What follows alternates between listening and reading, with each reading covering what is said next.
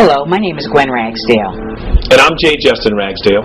And we're curators of Lest We Forget the Black Holocaust Museum of African American Slavery. We're here to talk to you about our private collection of slavery artifacts and Jim Crow memorabilia. These items were intentionally created to denigrate blacks. This collection was started by my husband over 30-some years ago, and he started quite by accident when he was visiting his uncle when he was a young boy. My uncle lived during slavery. He would tell me stories when we would go down and visit him in South Carolina on the back porch. He would talk with us and tell us these things of the horrors of slavery that no one knew about.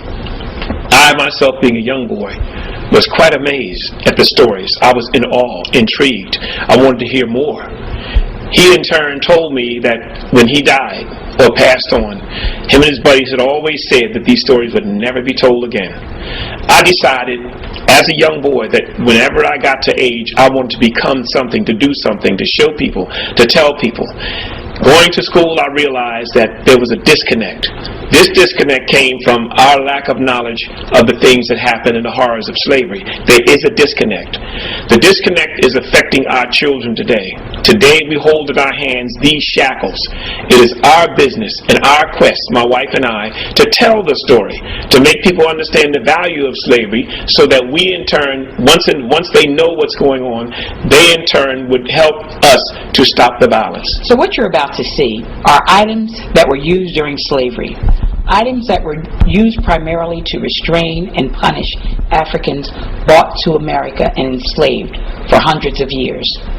These items truly bring history alive and make you realize that coming to America for Africans was very different than coming to America was for other groups who willingly immigrated to America.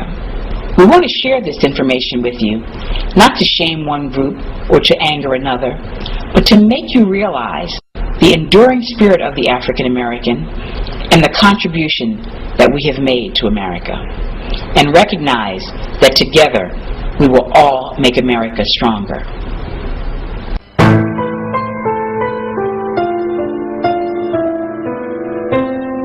I want to take you on a journey, a terrifying journey, the likes of which you will never ever believe. Slavery in all its essence, in all its hatred, in all its terror. This is what we want to talk about.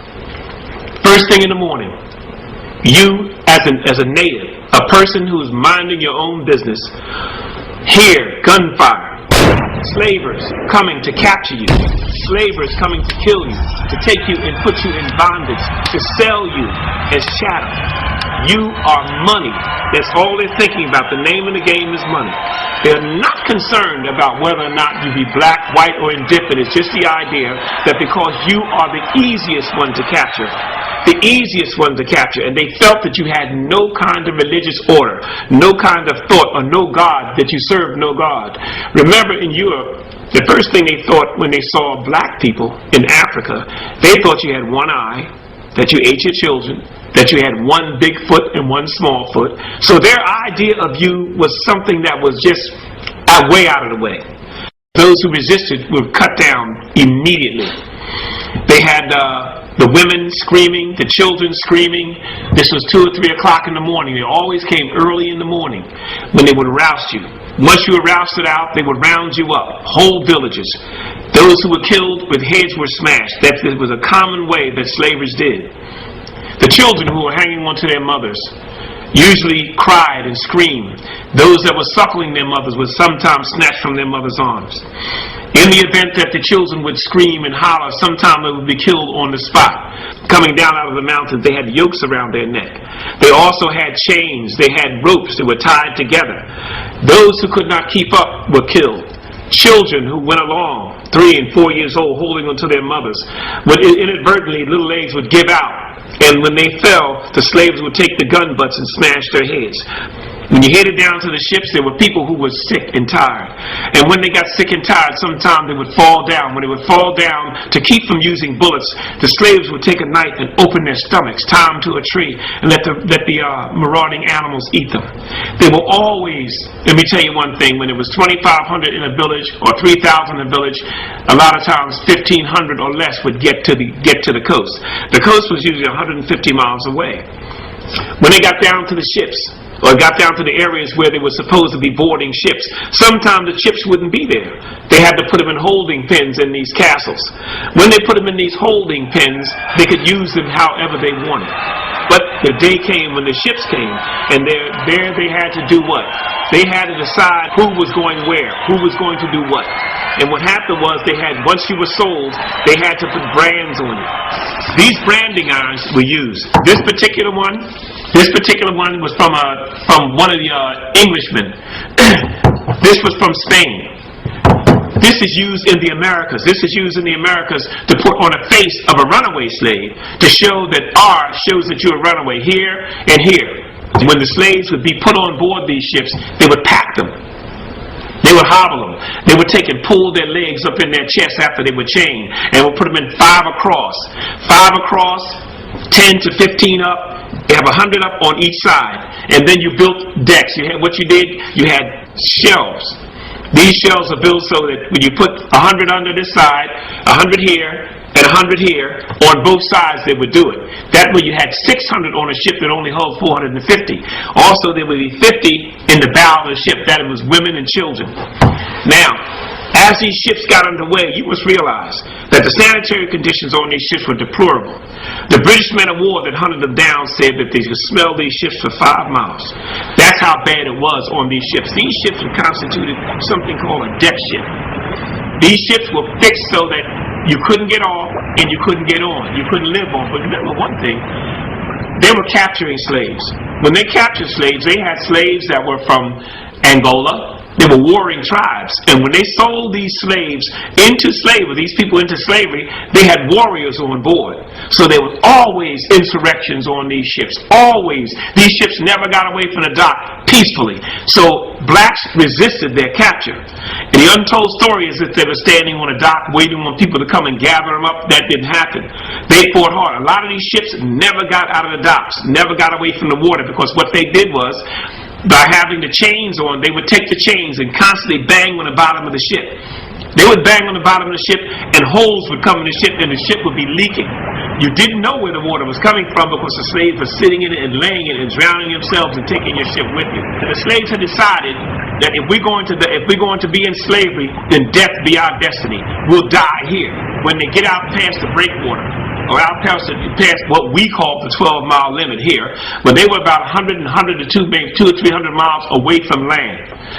They'd run into heavy water or waves coming over the bows of the ship, a storm. They'd run into a storm. And what they would do was, they would close the ports. The ports down the bottom, the windows, they would close the ports, there would be no air. Frothing at the mouth would immediately come into play. They were gasping for air. They told me, and I read in a ship's manual, how they were trying to come up through the grates, screaming and howling because they were frothing at the mouth and they were dying. And I read in a ship's manual how they were trying to come up through the grates, screaming and howling because they were frothing at the mouth and they were dying.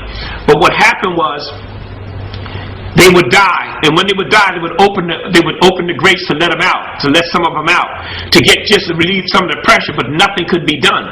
Then they would, when all this was over, they would go down and close and open the ports again.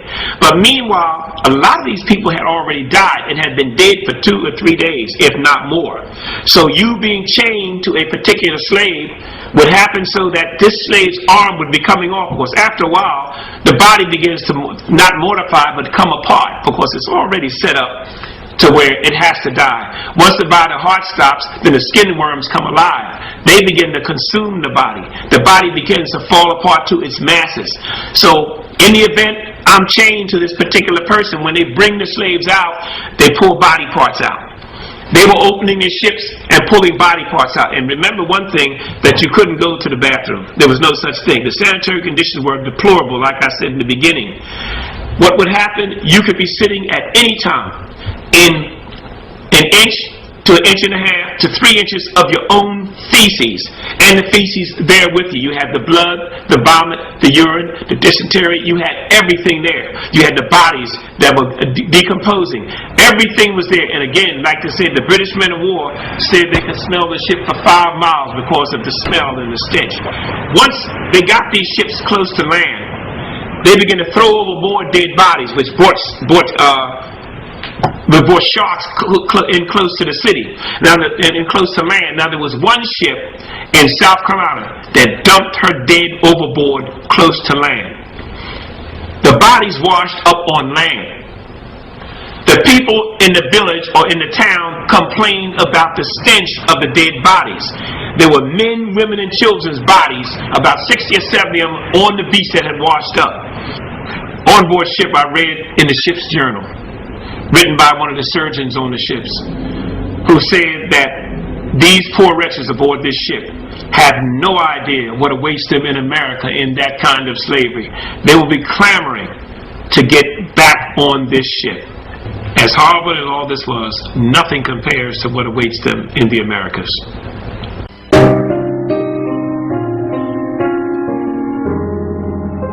For those who survived the Middle Passage, they still had more horrors to face them. They now had to go on the auction block to be sold. Many families, it's hard to imagine that an entire family was able to survive intact with a mother, father, and children. However, families were still formed. Mothers who may have lost their children aboard ship were able to take the orphan children of maybe their sister mate. Fathers who had lost entire families became the father of new families. So no one was left alone. These children and parents bonded during that voyage. Following the voyage, they were given just a little time maybe to rest, because they had to be prepared for the auction block. They were cleaned up. Palm oil was put all over their bodies to make them look healthy. Their hair was shaved so that they would get rid of any, mites or anything that they may have. Then they would be put on the auction block. Every orifice of their body was checked. Their mouths were held open as they looked inside their mouths for, decay in their teeth. They would look in their ears. They were made to bend over. How humiliated that must have been for those slaves, particularly the women, because they were naked as they stood before these leering crowds of people. A child who was suckling at a mother's breast would be taken and just thrown into the crowd, given as a token because it was more of a nuisance to keep that child there. While this mother, who so dearly wanted to keep her children with her, had no choice. They were taken from her as she was sold away. A young wench, a girl maybe 14, 15 years old, would be considered quite valuable because of the number of children she could have over the years. And a young buck, a male about that same age, would also be considered highly valuable because of the many years of labor he had ahead of him. Somebody in this age group could go for maybe $500. Someone older, maybe a woman in her 50s or 40s, who was long past her childbearing age, would be sold perhaps as a cook to work in the home. She might go for maybe $350. A man that age could be a butler, or they both could be sold as field hands, and they may go for maybe $200 or maybe less. Young children, depending on their age, could go for maybe $50, $75, $100 because they too had some years ahead of them. They just had to be trained. But you need to remember that these were human beings that had bounties put on them. They were sold away from their mother country. They're now sold away from families that they had bonded with. So there was no sanctuary for these people. And they were people, but they were not treated as people.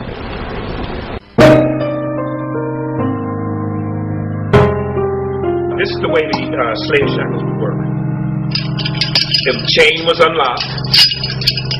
Once the chain was unlocked, taken apart, very ingenious, very elementary. The hand was put in. Once the hand was put in, locking device would commence. It's just like a puzzle, but very elementary.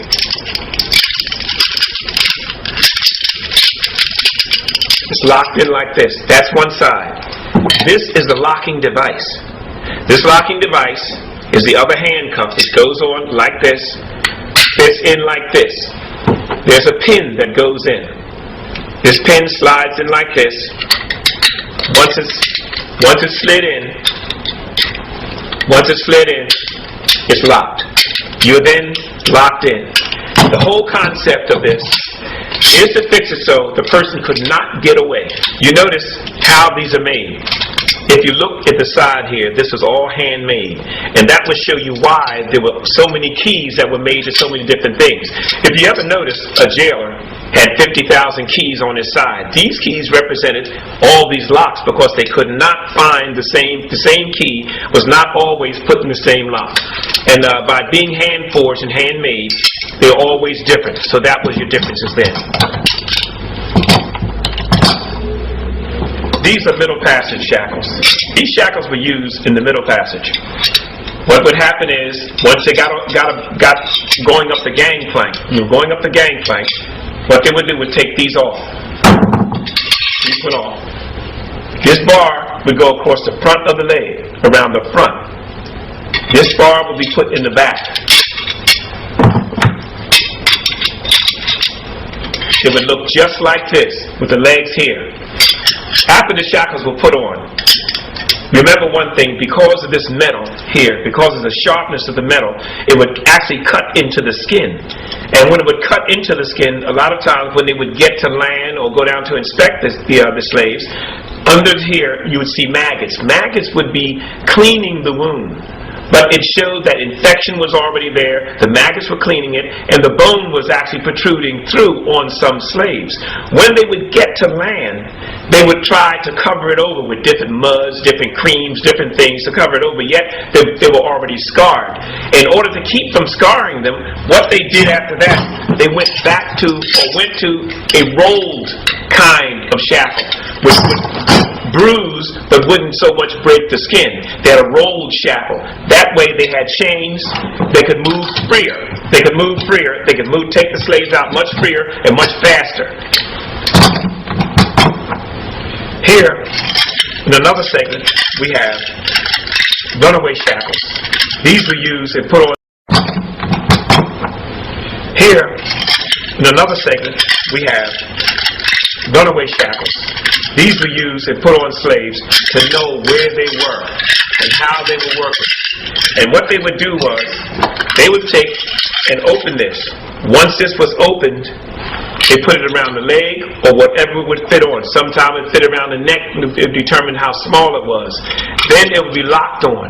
Once it's locked on, it happens that you'd walk around and it would make this noise. The dogs in turn would hear the stones on the inside or the little seeds that were on the inside, and they would finally track the slave that was running with this. This was a runaway shackle. In turn, the slaves would in their running, they would fill it with mud. When it would try to fill it with mud, it would fix it so the beads wouldn't move around. But after it dried out and turned to dust, they would begin to move around again, and the dog could track it clearly. Another restraint we have here.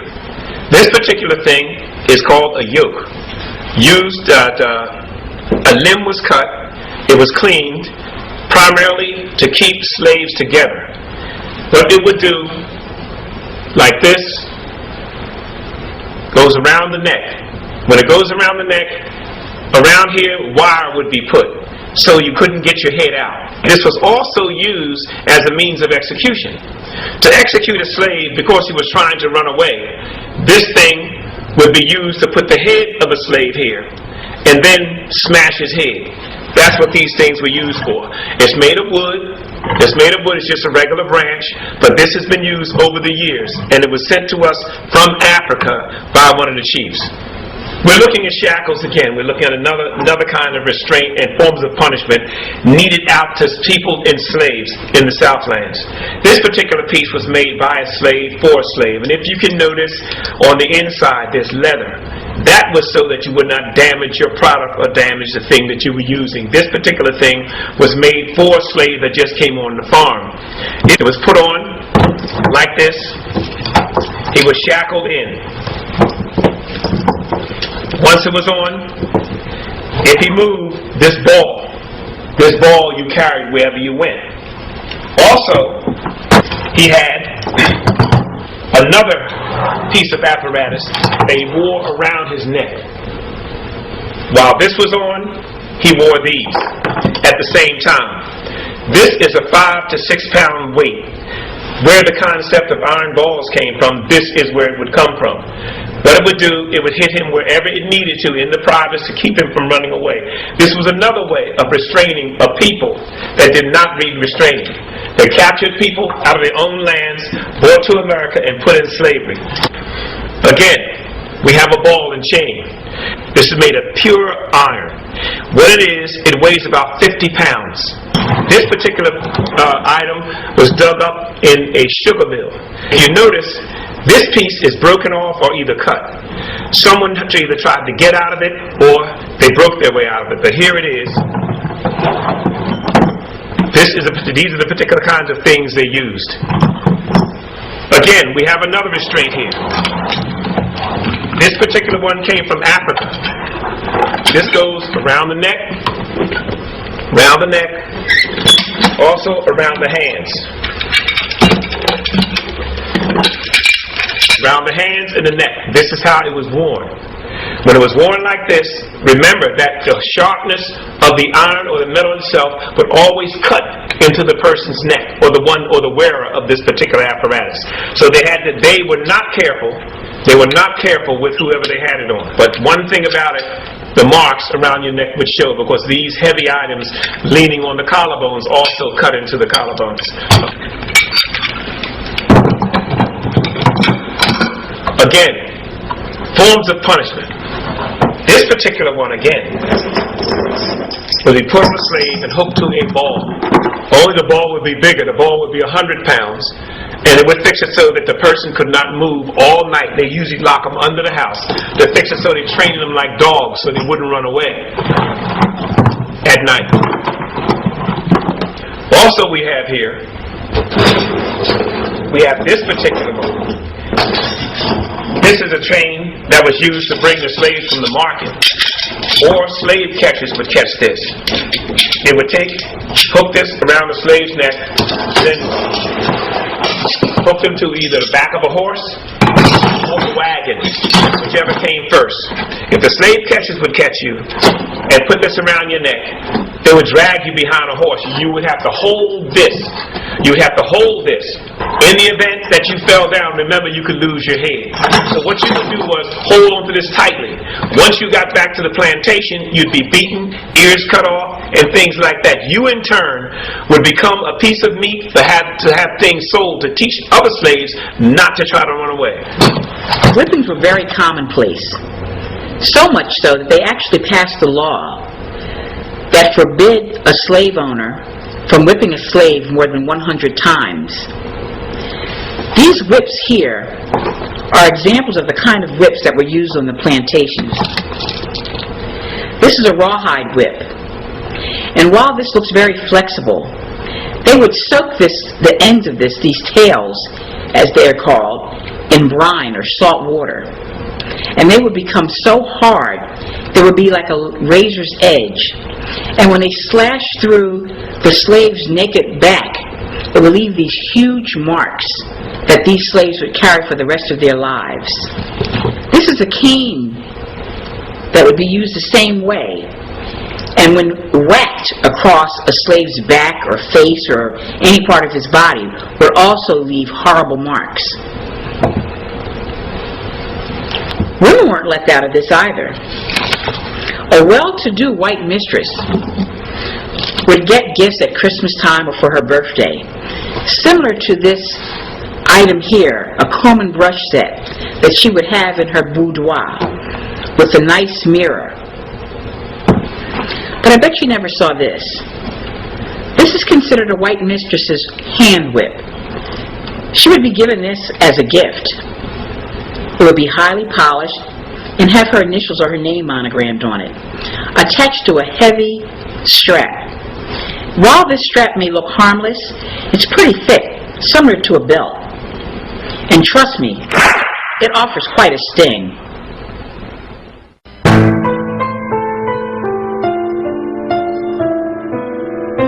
Over the years, I've been collecting artifacts. As a matter of fact, I've been collecting little pencils like this. I've seen alligators on jars. I've seen alligator ashtrays, and I've seen them depicted with kids in it. And I was wondering why the children would be there. As a matter of fact, this particular pencil sharpener, this is a pencil sharpener or a pencil holder with a black head of a baby sitting out of its mouth. I didn't pay any attention. I have been collecting for quite a few years, and I have the posters and things like that about different things. And then one day I was down in Florida. I'd gone down with my wife, and I took a trip for myself off to the Wild Blue Yonder, going out to hunt artifacts. And in my quest to hunt artifacts, I came upon a pawn shop in Sanford, Florida. In the pawn shop was a gentleman who owned it. They went and got him and told him I was there and I wanted to buy some of the shackles he had hanging around the walls. I asked him, could I buy them? He said no. He didn't want to sell anything. He just wanted me to see it. Then we began to talk. And I asked him, I said, look, please, let me buy something. I got to take something from here. He says, no. He says, I don't want to sell anything. He said, but I'm going to the back and I'll sit down. Meanwhile, he came out. And came back out and he began to talk to me. He said, he said, you probably don't know this. He said, but years ago, he said, my grandfather before he died, told me of the things they would do. He said he would go down. He said his grandfather said they would go down and they would take babies with them. I said, what do you mean babies? He says, well, let me tell you. He said the slaves with them. I said, what do you mean babies? He says, well, let me tell you. He said the slaves who had babies, they would steal the babies during the course of the day, sometimes when the mothers weren't watching. And I said, what do you mean babies? I said, you mean babies like 5 or 6 years old? He says, no. These babies, some would be infants, some would be a year old. He said some would be toddlers. He said they would grab these children and take them down to the swamp and leave them in pens like little chicken coops. They would go down there at night, take these babies and tie them up because they hunted the big bull alligators. These big bull alligators were not raised on farms. They were in the wild. These alligators would weigh 600, 700, 800 pounds. Those are the ones they wanted. They would skin them, make the wallets, get the meat, do different things with them. He said, but what they were doing was tie them up, put a rope around their neck and around their torso, around here, and tie it tight. He said the baby, I said, well, what would the babies be doing? He said, well, my grandfather said they'd be screaming. He said, what would you do? He said, just let them scream. He said, what they would do, it would help them to chum the water. He said, when they would throw the babies in, tied to this rope, he said, in a matter of minutes, he said, the alligators were on them. He said the alligators would clamp his jaws on that child. As a matter of fact, once he clamped on him, he was really swallowed. You couldn't see anything but the rope. And we would pull the alligator in and tie his nose and hit him in the head with an axe, a pickaxe. He said we would then drag him to the shore. We'd drag him to the shore and leave him lay, and we would do it again, maybe 2 or 3 times a night. I said, so what do you mean? He said, well, yeah, they were taking these babies and killing them for alligator bait. I said, so all these things I've been collecting, are really, really something that I can really talk about and say they're of a truth by what you say? He said, I'm telling you. He said, nobody wants to talk about it. He said, I'm only telling you because you're here. I may never hear from you again. He said, but these things actually depict the acts that they did to slave babies back in the Bayou country and down the south. They did this. They hunted alligators with these babies. That's why they call alligator bait.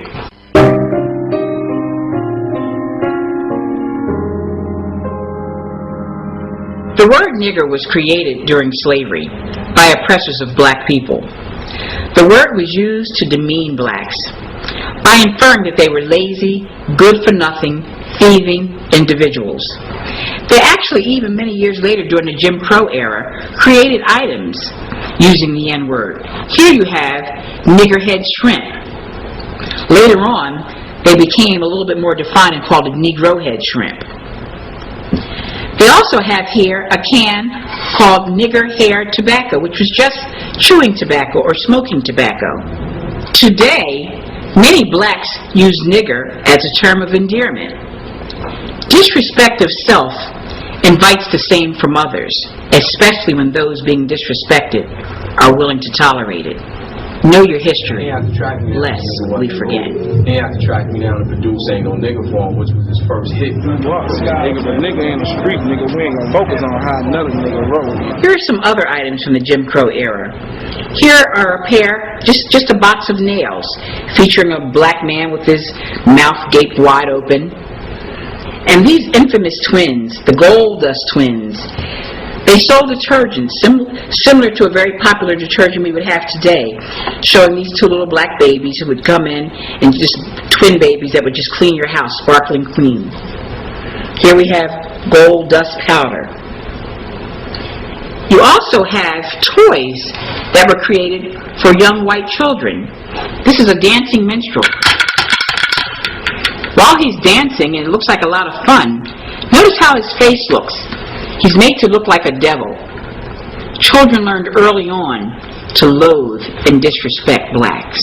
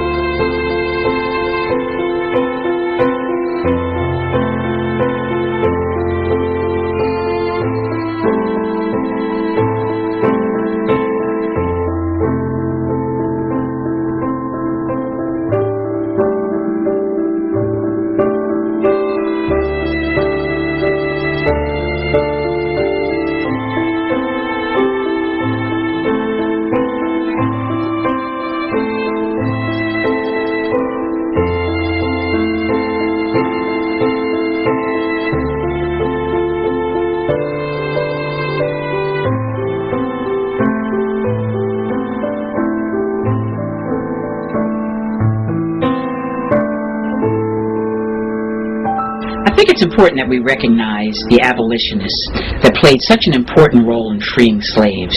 Yes, it was white people that put black people into slavery, but it was also white people that got them out of slavery. We did not do it alone, and we could not have done it without the caring and compassionate whites who realized from the very beginning that slavery was wrong.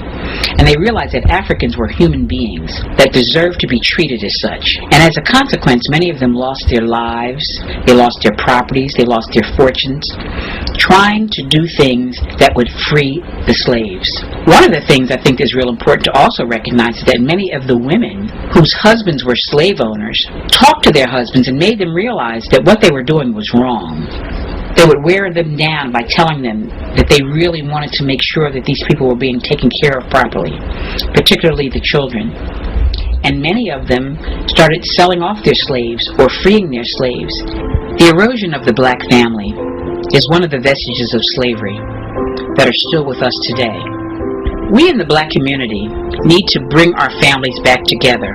We women need to understand that a child deserves to have both a mother and a father. Women, allow and accept your man back into the home. And men, be worthy of being accepted back in the home. So, we've shared a lot of information with you, and you've seen a lot of different things, but they're just a small portion of what we have to offer you. And we're here today as the curators of the Black Holocaust Museum to let you know that we want you to take heart in the things we've shown you, to understand that violence comes from violence. There are people back in the day who gave their lives, risked their lives, white and black, to see to it that you could go to school and do the things that you have to do. You must, in turn, be the best that you can be. The information that we've shared with you can prevent you from becoming today's slave or today's slave master. I'm Gwen Ragsdale. And I'm J. Justin Ragsdale. We hope that you come and visit us at Lest We Forget, the Black Holocaust Museum of African American Slavery. And we thank you.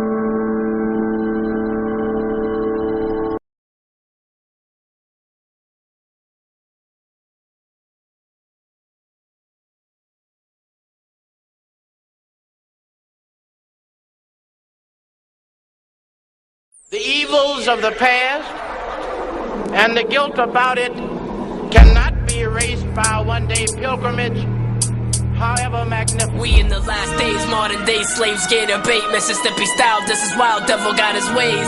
In school I learned how America edified, but whatever happened to the American genocide? Finally, it's time to bring the truth to the youth. We about to take y'all way back like the Kodak proof. You don't know your history, you live in a bug life, distracted by the fake club, drug, and thug life. This ain't a test, but grab a pencil, a pen.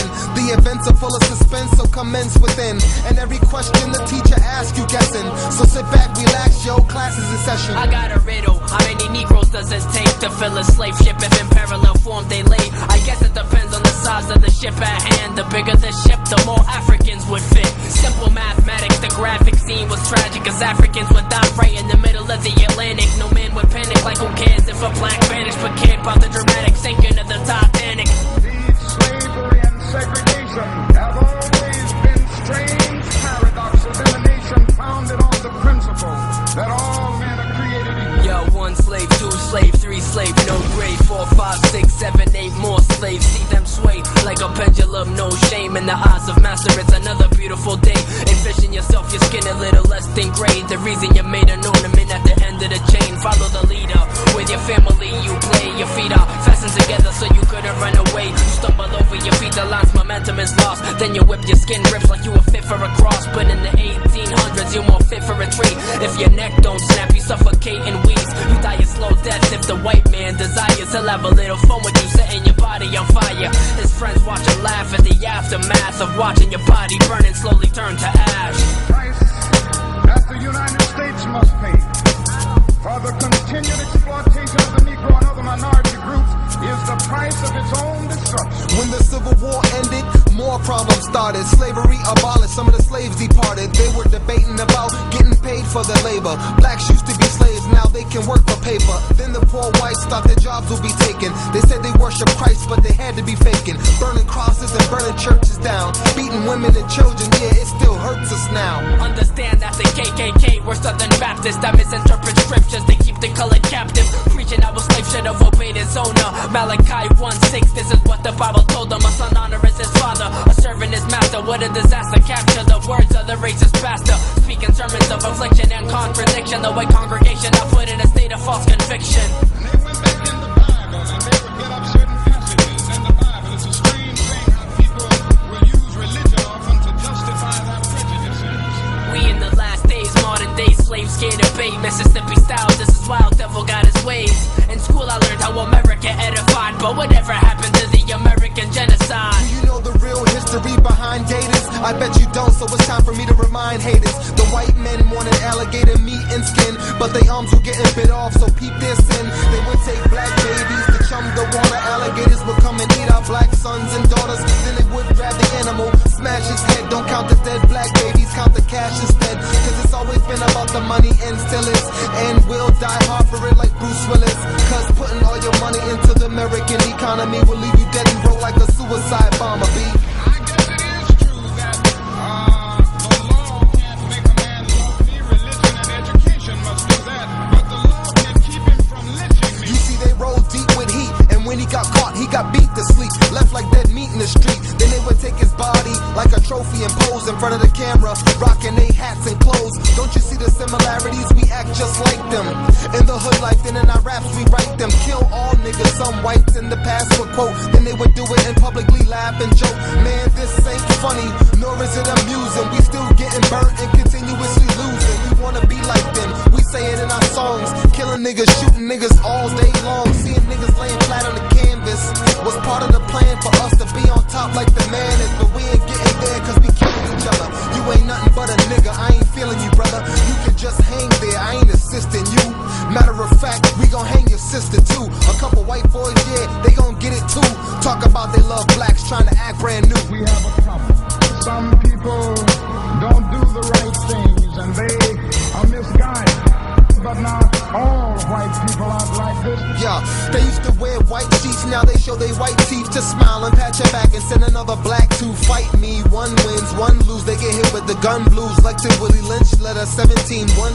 The year he laid the foundation to keep us enslaved for 300 years, our current generation. So by 2012, we'll be all enslaved in the mind and going to hell. The KKK will burn schools in the community. Today we hate school and it's cool to practice truancy. The slave girl wore a chain around her neck with a locket. Today we wear the same chain and it's cool to rock it. Standing on the auction block, flashing our thighs. The gentlemen were drooling on how much they gon' make off the prize. It's all a trap to keep us in mental slavery. Then we tattoo our bodies to prove our bravery. The slave master used to brand his slaves, in fact. They could identify him by the tattoo that he had. Then they would put a 50-pound chain on his neck. So when he tried to run, he would feel the pain in his set. And today we wear the slave chains laced in diamonds, while the pickers overseas being erased in diamond, or get their limbs cut off, children too, so we can look fly, hoping we appeal to you.